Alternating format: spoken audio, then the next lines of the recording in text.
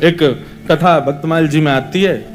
एक भक्त थे, उनका नाम था धन्ना जाट। क्या नाम था? बड़ी मधुर कथा है धन्ना जी की। धन्ना जी की कथा ऐसे प्रारंभ होती है कि सामान्य से परिवार में धन्ना जी का जन्म हुआ। देखो, ये हरिप्रिय हैं, इनको हरि प्रिय थे, लेकिन इनकी भक्ति से फिर ऐसी स्थिति हो गई कि ये हरि को प्रिय लगने लगे। तो धन्ना जी के यहां एक संत पधारे। संत की शालिग्राम जी की सेवा। और छोटे बालक जो होते हैं वो संतों को, या घर में कोई भी बड़े बुजुर्ग आए या कोई भी श्रेष्ठ जन आए, वो क्या करते हैं, कैसे करते हैं, मेहमानों को देखते हैं बैठ के। तो महात्मा जी अपने ठाकुर जी की सेवा करते और धन्ना जी जाके उनके पास में बैठ जाते। पहले जल से स्नान, फिर दूध से स्नान, फिर घी से, फिर दही से, फिर शहद से, पंचामृत स्नान करा के बढ़िया इत्र लगा के ठाकुर जी को उर्द पुंड तिलक लगा करके माला तुलसी पधरा के विराजमान कर दिया। धन्ना जी को इतनी अच्छी लगी ये सेवा, रोज बैठ जाते, पूरी रात रोते, अपनी माँ से कहते मैया ये सुबह कब होगी? क्यों? वो सुबह होते ही बाबा के पास जाऊंगा, उनकी सेवा देखूंगा कैसे करते हैं। तो धन्ना जी रोज सेवा देखते, बड़े खुश होते। जैसे महात्मा का जाने का समय आया, धन्ना जी बिखर गए। कहां जा रहे हो आप? बोले बेटा अब हो गई हमारी सेवा पूरी, अब हम जा रहे हैं, फिर आएंगे कुछ साल बाद। धन्ना जी बोले तो आप चले जाओ, इनको छोड़ जाओ यहीं पे, ये ठाकुर जी यहीं रहे आए, मैं इनकी सेवा करूंगा। बाबा बोले अरे तुम छोटे बालक हो, तुमसे सेवा बनेगी नहीं बेटा, तुम जिद मत करो। धन्ना जी तो रोने लगे, बोले नहीं मैं सेवा करूंगा, मुझे तो ये चाहिए। जैसे कोई वस्तु के लिए बालक जिद करता है, ऐसे धन्ना जी ठाकुर जी के लिए जिद करने लगे। माता पिता परेशान, महात्मा अलग परेशान, क्या करें। और इतना रोवे कि महाराज पूरा घर अधर कर दिया, मोहल्ले वाले तक इकट्ठे हो गए। क्या हो गया? बोले धन्ना जी के महात्मा जी जा रहे हैं, उनके ठाकुर जी मांग रहा है धन्ना। अब किसी में ये हिम्मत भी नहीं कि महात्मा सिंह कहते दे जाओ।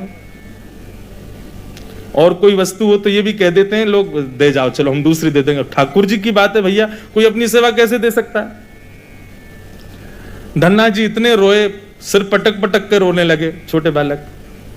महात्मा बोले बड़ी विडंबना, ठाकुर जी रक्षा करो, क्या करें।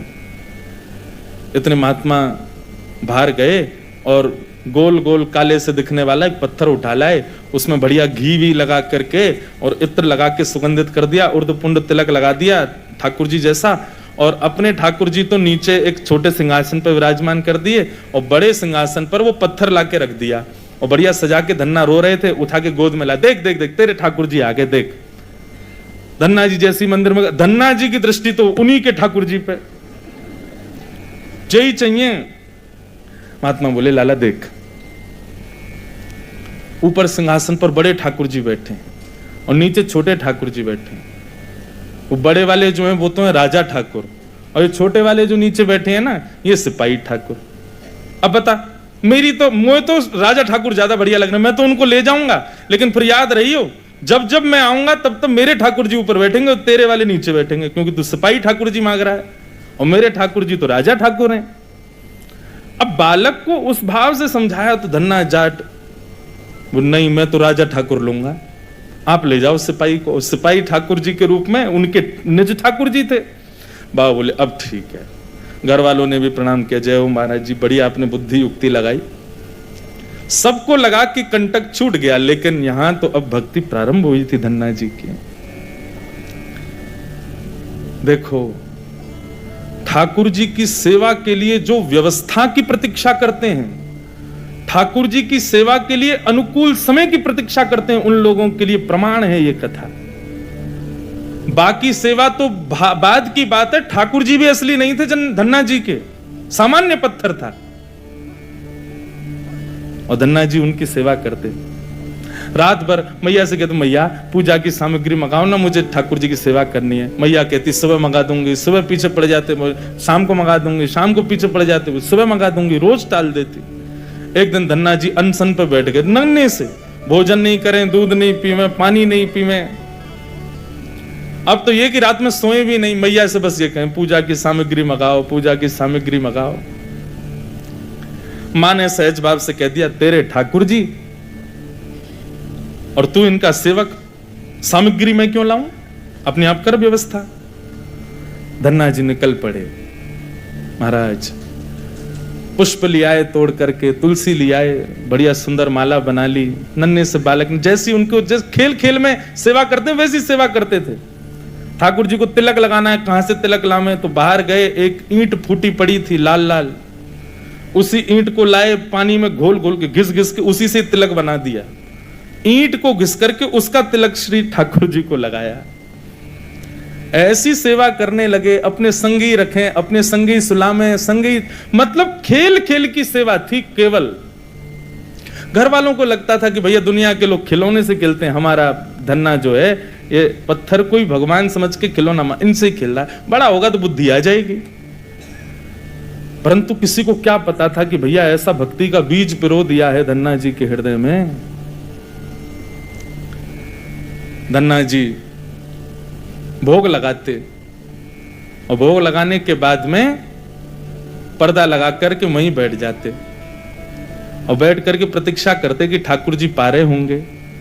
फिर धीरे से पर्दा हटा के देखते, अच्छा अभी पाई नहीं, ठीक है। फिर बैठ जाते, फिर प्रतीक्षा करते कब पाएंगे। खूब देर हो गई, नहीं पाई तो ठाकुर जी से बोले आप रोज भोजन अधूरा छोड़ देते हो। मैं भोजन अधूरा छोड़ देता हूं, मेरी मैया मुझे बहुत मारती है, लेकिन महात्मा जी मुझे ये बता के नहीं गए कि वो मैं आपके संग कर सकता हूं कि नहीं। मेरी मैया तो मुझे बहुत मारती है, लेकिन पता नहीं मैं कर सकता हूं कि नहीं। धन्ना जी के उस प्रिय भाव भक्ति भाव पर ठाकुर जी रीझने लगे। एक दिन तो धन्ना जी हट करके बैठ गए, यदि आपने नहीं पाया तो मैं भी नहीं पाऊंगा। धन्ना जी ने थोड़ी देर देखा, थाली यथावत रखी है, नहीं पा रहे, तो ठाकुर जी की तरफ कमर करके लेट गए। तो ठीक है, तो आज मैं भी भूखा सोऊंगा। इतने में ही जैसे उंगली को कोई जोर से चाटे तो चट चट आवाज आती है ना, ऐसी चाटने की जोर जोर से आवाज आने लगी। धन्ना जी बोले ये चप चप खा कौन रहा है, और ये ऐसे चटकारे ले ले करके कौन उंगली चाट रहा है। जैसे ही पर्दा हटा करके देखा तो नील माधव भगवान बैठ करके धन्ना जाट की उस थाली में से प्रसाद पा रहे थे। दर्शन किए जब श्याम सुंदर के, मोहित हो गए। ऐसा नील वरण ठाकुर जी का कटाक्ष नेत्र, बढ़िया सुंदर घुंघराले केशों की गूंद बना करके उसमें मोर पंख लगा रखा है। जैसे धन्ना जाट छोटे वैसे ठाकुर जी भी छोटे से नन्हे से गोपाल जी आ गए। और जैसे मानो पूरे हाथ में सान लेते हैं ना सब्जी छोटे बालक, ऐसे ठाकुर जी ने माखन मिश्री और सारी सब्जी सान रखी है और खूब प्रेम से चाट चाट करके पा रहे हैं। धन्ना जाट बड़ा प्रसन्न हो गया, बोले आप तो बड़े प्यारे हो, आज आप प्रत्यक्ष मेरे सामने आ गए। ठाकुर जी धीरे धीरे अब धन्ना जाट के सखा बनने लगे। धन्ना थोड़ा बड़ा हुआ, गऊ चराने बछड़ा बछिया चराने जाता तो अपने शालिग्राम, जो शालिग्राम थे ही नहीं, सामान्य पत्थर थे, उनको सजा धजा के बढ़िया अपनी जेब में धर के ले जाता। रास्ता भर उनसे बात करता, नीचे वृक्ष के नीचे बैठ करके ठाकुर जी, अब कोई नहीं है ठाकुर जी प्रकट हो जाओ, तो ठाकुर जी प्रकट हो जाते, धन्ना के साथ प्रेम से पाते। बंधुओं देखो इस कथा से क्या समझ में आ रहा है, धन्ना जी के भीतर ऐसा कौन सा गुण है जिस पर ठाकुर जी रीझ रहे हैं? दीनता। कल हमने एक सूत्र लिया था भक्ति में, अविचार।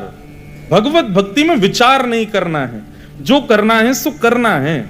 मन में बात आ गई तो बस ठाकुर जी को प्रस्तुत होनी चाहिए। पहला सूत्र। भक्ति का दूसरा सूत्र है दीनता। जितने सीधे, जितने दैन्य, जितनी दीनता में ठाकुर जी की भक्ति में रहोगे, ठाकुर जी उतने प्रसन्न रहेंगे। जितने चतुर बनने का प्रयास करोगे ठाकुर जी के सम्मुख, उतनी ठाकुर जी दूर भागेंगे। जितना हो सके दीन रहो। ठाकुर जी की भक्ति में किसी भी प्रकार की चतुराई नहीं होनी चाहिए। दीन। धन्ना जी उन्हीं ठाकुर जी को लेकर के चले गए।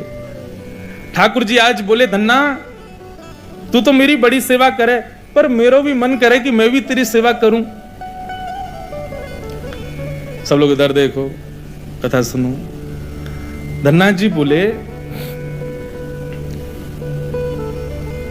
ठाकुर जी ये उचित नहीं है, आप भगवान हो, आप एक ईश्वर तत्व हो, आपकी सेवा हम करें अच्छा लगता है, पर आप हमारी सेवा करो, ये कहां की शोभा है?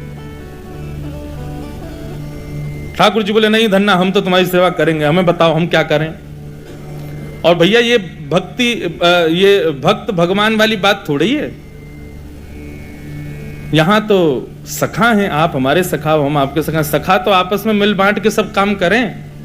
बता भैया धन्ना हम क्या करें? धन्ना जाट बोले तो फिर एक काम करो, आप हमारी गैया चराओ। ठाकुर जी बोले ये तो हमारे जन्म जन्म को काम है, ये तो हम बड़ी निपुणता से करेंगे। और बंधुओं यही होता, धन्ना जाट अपने घर से गैया लेके जाता और वन में जाकर के ठाकुर जी को जैसे ही बाहर पधराता, इतने में वृक्ष के पीछे से ठाकुर जी आ जाते और ठाकुर जी के धन्ना अब तू जाके आराम कर, हम गैया चरा देंगे। और सारी गैया ठाकुर जी चराते। शाम का समय जब होता तब धन्ना जी जाते और जाके ठाकुर जी को दोबारा अपनी जेब में रख के गैया लेके आ जाते। एक दिन वो महात्मा आ गए जो धन्ना जी को वो पत्थर दे के गए थे। जैसे ही घर पे आए तो धन्ना जी लेटे थे। महात्मा आके बोले और बताओ भाई धन्ना, सब ठीक? अरे गुरुजी आए, गुरुजी जय हो, गुरुजी प्रणाम आपके चरणों में। और बताओ वो कहां है तुम्हारे राजा भगवान? बोले भगवान तो गैया चरावे गए हैं, अभी ये समय तो गैया चराने का है ना, गैया चरावे जामे वो रोज। महात्मा बोले देखो कुछ भी बोलता है, ये अभी बालक ही है, छोटा ही है अभी। माता पिता ही बोले कहां बताएं, ऐसी की सोच है, गैया ने छोड़े आवे पता ना कहां, शाम को ले आवे उन्हें। अरे गुरुजी ये लोग मानते नहीं है मेरी बात। भाई सब लोग विराजमान हो जाओ बस, हाँ बैठ जाओ। क्या बता रहा था मैं? हैं? हाँ गैया चरावे जावे। गुरुजी बोले तो फिर वो शिला कहां है जो हमने तुमको दी थी? बोले उन्हीं की तो कह रहा हूं गुरुजी, वो गैया चराने गए हैं। गुरुजी बोले ये तो कुछ भी कह रहा है। नहीं नहीं गुरुजी आप विराजो, मैं आपको एक एक बात बताऊं। और उसने सारी बातें बताई, ठाकुर जी कैसे चटकारे लेके भोजन करते हैं, क्या क्या उससे बातें करते हैं, कैसे उसके संग खेलते हैं, कैसे उसकी पिद्दी पे चढ़ जाते हैं, वो ठाकुर जी की पिद्दी पे चढ़ जाता है। ऐसा मधुर भाव वो प्रस्तुत करे और गुरुजी बैठ के सुनते जाएं। बोले कि इतनी बड़ी बड़ी बातें झूठ में तो नहीं बोल सकता। बोले गुरुजी मुझे पता है, माता पिता की तरह आप भी मुझ पे भरोसा नहीं कर रहे हो, आपको नहीं विश्वास, चलो मैं दिखाऊं आपको। अभी मेरे ठाकुर जी गैया चरा रहे हैं। गुरुजी को लेकर के वन में गया तो वन में गैयाएं चर रही थी। बोले कहां है तेरे ठाकुर जी? अरे देखो वो दोहरी गैया के पीछे पीछे हाँक रहे हैं वाकू, पीछे पीछे चल रहे हैं वाक्य, देखो ठाकुर जी दिख तो रहे। गुरुजी बोले हमको नहीं दिख रहे। धन्ना जी दौड़ के ठाकुर जी के पास गए, बोले मेरे गुरुजी आए हैं, उनको दिख जाओ। भगवान बोले उनको नहीं दिखेंगे हम बस तुमको ही दिखेंगे, तुम्हारे सखा तुमको दिखेंगे, सबको थोड़ी दिखेंगे। अरे भैया ऐसा मत करो। क्यों? बोले आपको और मोको एक दूसरे से मिलवावे वाले तो गुरुजी हैं। गुरुजी यदि मुझको नहीं देके जाते आपको तो आप मुझे कैसे मिलते? मेरे गुरुदेव हैं, इन्होंने ही तो मुझको दिया था आपको। ठाकुर जी रीझ गए, पुनः पुनः धन्ना को हृदय से लगाए, इसकी भक्ति ऐसा भाव। इतने में ही नील माधव नीलमणि ठाकुर जी प्रकट हो गए। और जैसे ही प्रकट हुए दूर खड़े गुरुदेव के एक एक रोम बिलखने लगा, रोने लगे और धन्ना के चरणों में प्रणाम किया। बोले हम सच्चे शालिग्राम से प्रकट नहीं कर पाए, तूने सामान्य पत्थर से प्रकट कर दिया ठाकुर जी को। हम अष्टयाम सेवा से प्रकट नहीं कर पाए और तूने सामान्य पत्थर घिस घिस के तिलक लगा के प्रकट कर दिया ठाकुर जी को। हम 56 भोग पधरा करके ठाकुर जी को प्रकट नहीं कर पाए, तू बेसर की रोटी खवा के ठाकुर जी को चटकारे दिलवाता है। हम यहां ठाकुर जी से प्रार्थना करते हैं कभी त्रिभंग लली से सीधे लली भी बन जाओ, न पूरे दिन यूं ही खड़े रहो, दर्द है जाता होगा, हाथ में ने हाथ सीधे कर लो। तू ठाकुर जी से गैया चरवा रहा है अपनी। धन्य है धन्ना तेरी भक्ति को। बंधुओं ठाकुर जी को ऐसे प्रिय भाव अच्छे लगते हैं। आप नियम कितने करते हो, आप साधना कितनी करते हो, आप जप कितने करते हो, आप व्रत कितने करते हो, ये विशेष बात नहीं है। पर 10 मिनट भी ठाकुर जी के सन्मुख बैठते हो, किस भाव से बैठते हो, वो भाव प्रिय है। ठाकुर जी भाव का सेवन करते हैं। इतनी कथाएं सुनने के बाद भी, वृंदावन जाने के बाद भी, ऐसे संकीर्तन करने के बाद भी, तिलक लगाने के बाद भी यदि भाव प्रकट नहीं हुए कैसी भक्ति हमारी। समय व्यर्थ मत करो फिर भक्ति के पथ पे आके।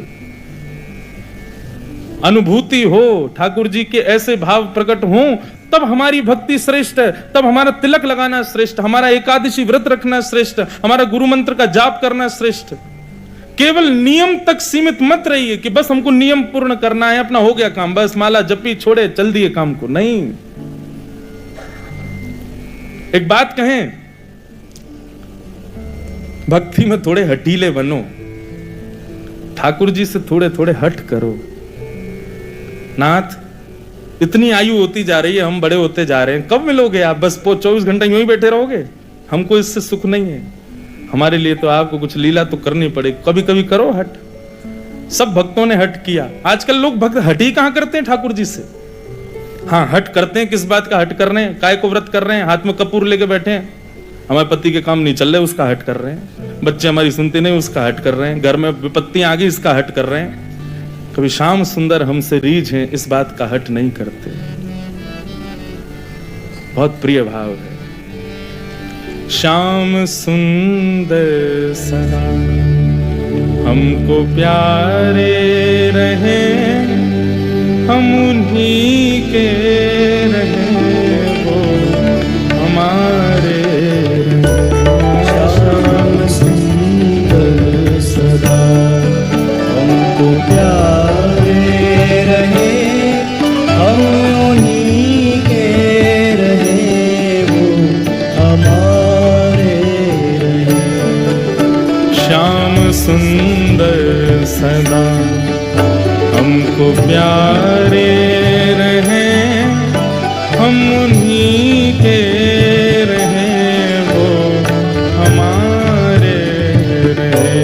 श्याम सुंदर सदा हमको प्यारे रहे, हम उन्हीं के रहे, वो हमारे रहे।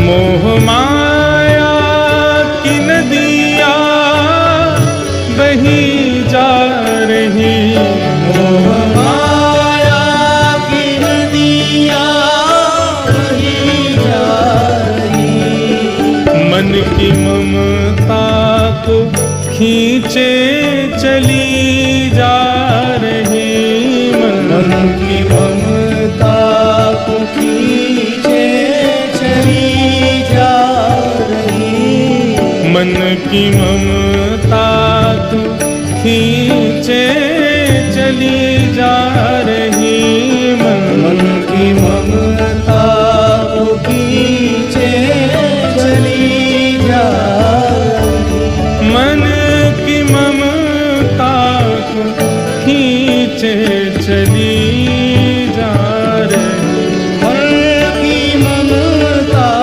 को खींचे चली जा रही। हम भंवर में रहे या किनारे रहे, हम उन्हीं के रहे, वो हमारे रहे। श्याम सुंदर सदा हमको प्यारे रहे, हम उन्हीं के रहे, वो हमारे रहे। हम उन्हीं के रहे, वो हमारे रहे। हम उन्हीं के रहे, वो श्री राधा रमण लाल की।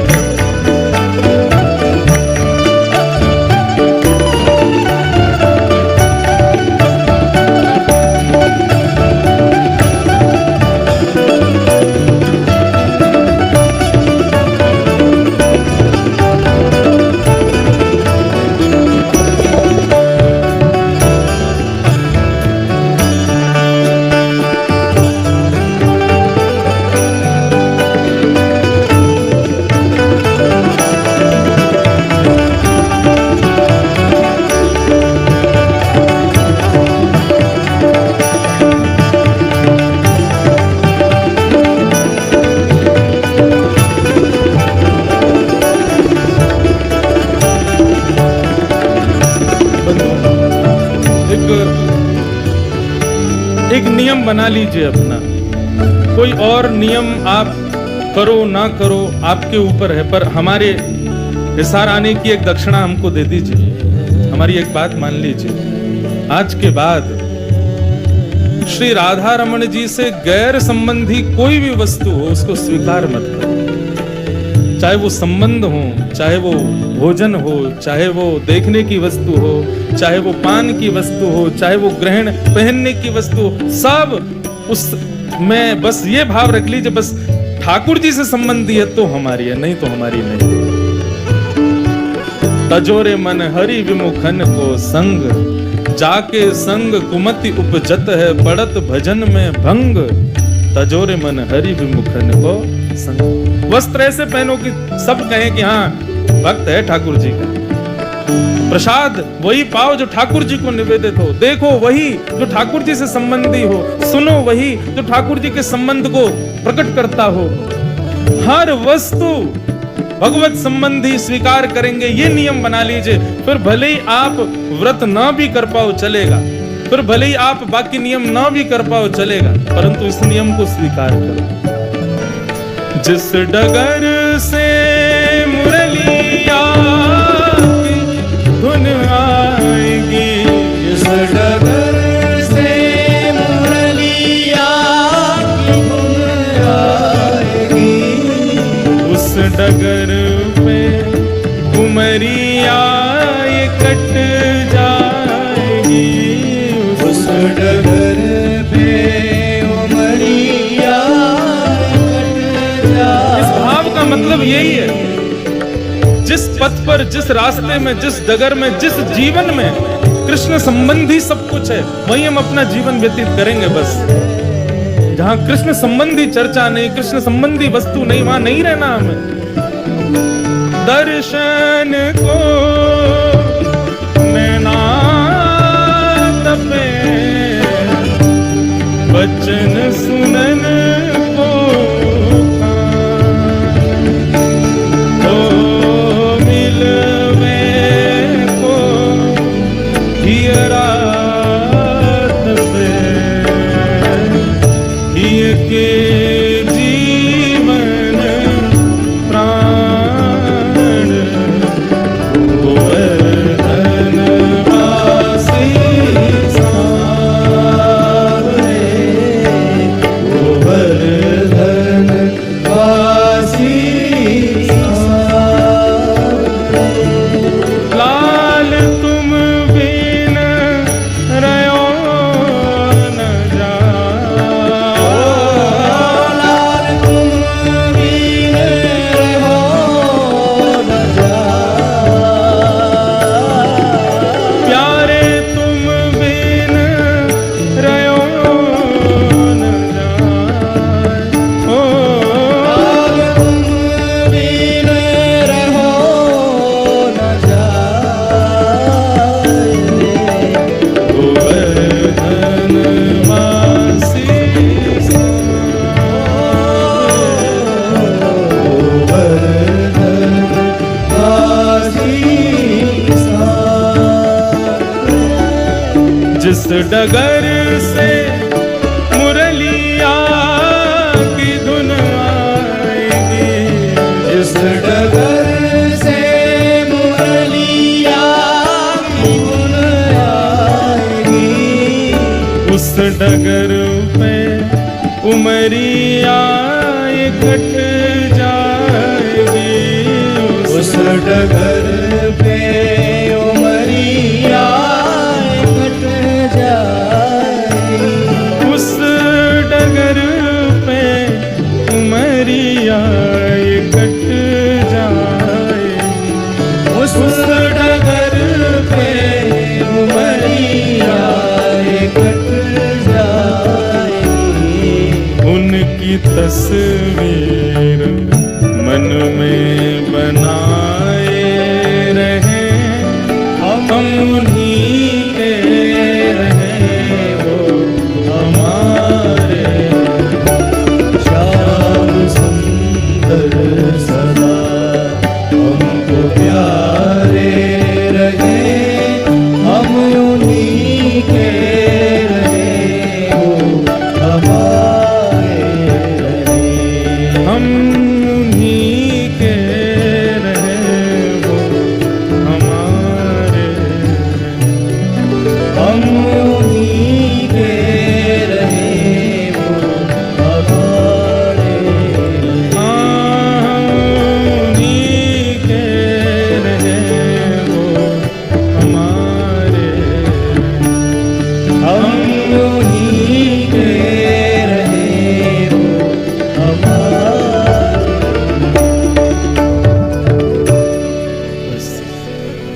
हमें उनका प्रिय बनना है। वो तो सबके प्रिय हैं ही। वो तो राक्षस भी जब उनको देखते हैं तो उनको भी प्रिय लगने लगते हैं, पर हम उनके प्रिय बने। सूरदास को प्रिय ठाकुर जी लगते थे ऐसा नहीं कहते, संत जन कहते हैं सूरदास ठाकुर जी को प्रिय लगते थे।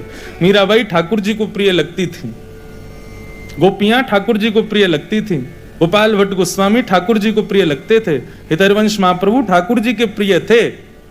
पर हमारे लिए क्या कहेंगे लोग? इनको ठाकुर जी अच्छे लगते हैं। हमारे लिए कोई क्यों नहीं कहता कि ये ठाकुर जी को प्रिय है? हमारे भजन की उपलब्धि इसी में कि हम ठाकुर जी के प्रिय बने। धन्ना के भक्ति भाव को संत ने प्रणाम किया, बोले कि हम तो भैया सच्चे शालिग्राम में से ना प्रकट कर पाए, तेने पत्थर में से प्रकट कर दिए।